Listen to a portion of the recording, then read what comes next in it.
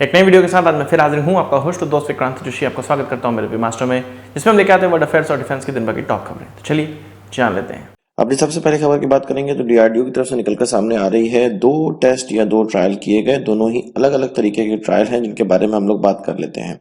यहाँ पर सबसे पहला ट्रायल किया गया man portable anti tank guided missile. इसके बारे में हम लोगों ने बहुत बार सुना है और ये भी सुना है कि कई बार इसका ट्रायल हो चुका है, पर इस बार का जो ट्रायल था वो कुछ अलग था। पहले सिस्टम को दूर से कमांड दिया जाता था, वॉरहेड इस्तेमाल नहीं किया जाता था और एक स्टैंड पे लगा हुआ रहता था ये सिस्टम। पर इस बार जब ट्रायल किया गया तो इसमें मनुष्य इन्वॉल्व था, इसको ट्राइपॉड पे लगाया गया था, साथ ही साथ इसमें लाइव वॉरहेड का इस्तेमाल किया गया था। जो टारगेट था वहां पर हम लोगों को आर्मर्ड भी देखने को मिल रहा है और टैंक का जो इंफ्रारेड सिग्नेचर होता है उस टाइप का एक स्ट्रक्चर भी बना हुआ हम लोग देख रहे हैं।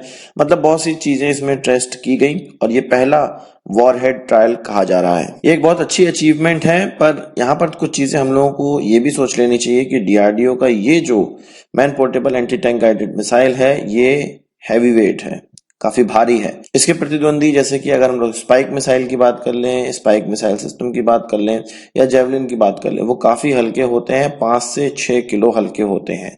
जिस समय इसको लेके एक स्थान से दूसरे स्थान तक भागना पड़ता है उस समय ये वजन बहुत ज्यादा मायने रखता है। वैसे तो ट्राइपॉड पे कई बार इनका इस्तेमाल किया जाता है, पर जब ट्राइपॉड रखने की जगह ना हो, कंधे पे इसका इस्तेमाल करना हो, तब भी वजन बहुत ज्यादा मायने रखता है। इसलिए डीआरडीओ की तरफ से जो टेक्नोलॉजी डेवलप की जा रही है इसके वजन को भी कम करने का प्रयास आगे चल के किया जाएगा और मुझे संदेह है कि इसका अभी ऑर्डर इंडियन आर्मी की तरफ से दिया जा सकता है। आपका इस पर क्या कहना है कमेंट बॉक्स में जरूर बताइएगा। अब बात कर लेते हैं गौरव ग्लाइड बॉम्ब की, जो कि 2014 से ही डेवलप किया जा रहा है। डेवलप किया उस समय केवल नाम का डेवलपमेंट था, पर अब इसका एक्चुअल डेवलपमेंट स्टार्ट हुआ है, इसीलिए तो पहला इसका टेस्ट किया गया है और इसने अपने टारगेट को हिट किया। इसका जो वजन था वो 1000 किलो का था, यानी कि ये 1000 किलो क्लास के ग्लाइड बॉम्ब में से एक है। इसकी खास बात यह है कि डीआरडीओ की तरफ से इसको डेवलप तो किया जा रहा है, पर इसमें 2 ऐसी प्राइवेट कंपनी जिनका नाम हम लोगों ने पहले भी सुना हुआ है, अदानी डिफेंस और भारत फोर्ज, ये डेवलपमेंट कम प्रोडक्शन पार्टनर्स हैं।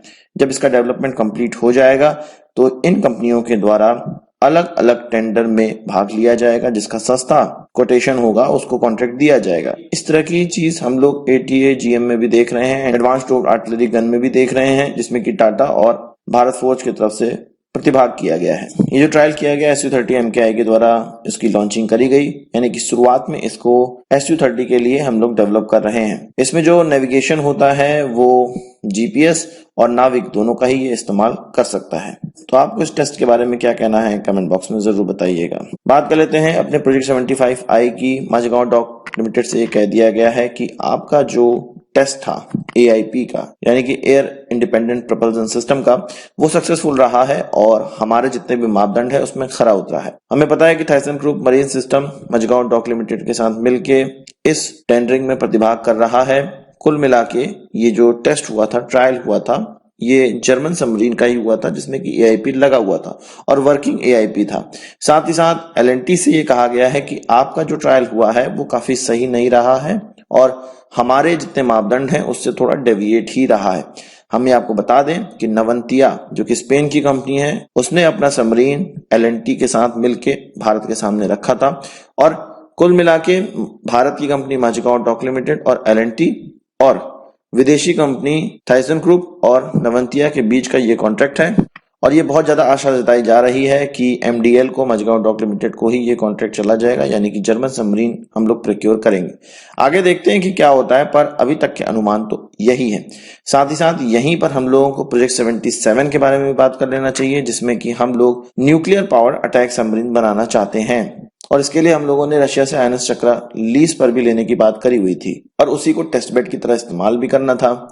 इसके लिए अभी तक फंड एलोकेट नहीं किया गया था क्योंकि ये प्रोजेक्ट अभी तक लॉन्च नहीं किया गया था, इस प्रोजेक्ट को अभी तक पास नहीं किया गया है। अब कहा जा रहा है कैबिनेट कमेटी ऑन सिक्योरिटी के द्वारा इसको अप्रूव किया जा सकता है, जिसके बाद इसके लिए फंड मिलना लगेगा।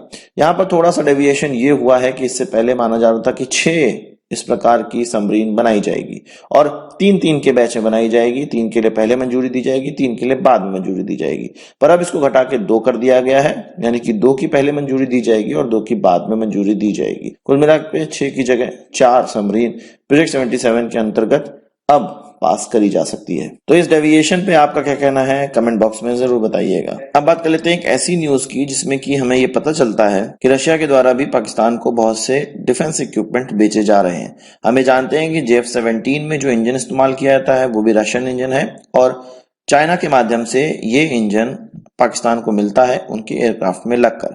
पर अब एक सिस्टम है या एक ड्रोन है जो कि सुपरकैम के नाम से जाना जाता है। असल में सुपरकैम ड्रोन की एक सीरीज है जो कि सुपरकैम S-150, S-250, S-350 के नाम से आती हैं। ये 3 सीरीज में ड्रोन होते हैं और इसका इस्तेमाल रशिया के द्वारा यूक्रेन में तो किया ही जा रहा है, साथ ही साथ बेलारूस, कजाकिस्तान और उज्बेकिस्तान को भी बेचा गया है। पर ये भूतपूर्व सोवियत यूनियन देशों के अलावा भी कुछ देशों को बेचा गया है या कुछ देश इसमें इंटरेस्ट लिए उनको ये प्राप्त हुए। इसमें पाकिस्तान, नाइजीरिया और अंगोला शामिल है। अभी स्पुतनिक इंडिया के द्वारा ये बताया गया कि पाकिस्तान ने रशिया से सुपरकैम S-350 खरीद लिए हैं जिनका की इंडोरेंस 7 घंटे का है और इनके द्वारा कैमरा वगैरह तो ले जाया जा सकता है, साथ ही साथ ये कामाकाजी ड्रोन की तरह भी इस्तेमाल किए जा सकते हैं। इनकी जो स्पीड है वो 120 किलोमीटर/आवर की है। यहाँ पर मैं आपको बता दूं कि S-150 का भी इस्तेमाल कहा जा रहा है कि पाकिस्तान की तरफ से किया जाता है।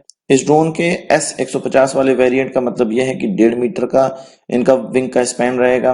S-250 का मतलब है कि 2.5 मीटर के विंग का स्पैन रहेगा। S-350 का मतलब यह है कि 3.5 मीटर का विंग स्पैन इनका रहेगा। विंग स्पैन बढ़ने से इसका जो एल्टीट्यूड है और इसकी क्षमता है वो धीरे धीरे बढ़ जाती है और हम ये देख रहे हैं कि रशिया की तरफ से पाकिस्तान को ड्रोन दिए जा रहे हैं जिनका कि इस्तेमाल वो भारत के खिलाफ बहुत ही आसानी से कर सकते हैं। भारत को ये चीजें पता तो लग ही रही होंगी और हो सकता है कि भारत ने रशिया के सामने ये सब चीजें रखी भी हों। आपका इस पर क्या कहना है कमेंट बॉक्स में जरूर बताइएगा। तो आज की इस वीडियो के लिए बस इतना ही। आशा करता हूँ वीडियो पसंद आया होगा। आपको एक बड़ा आंसर जरूर देंगे। इस वीडियो संबंधित सवाल से चाहो कमेंट बॉक्स में जरूर लाइएगा और यदि आपने हमारा चैनल सब्सक्राइब नहीं किया उसे भी कर लीजिए क्योंकि हम इस प्रकार की वीडियो लाते रहते हैं। नमस्कार, थैंक यू, जय हिंद।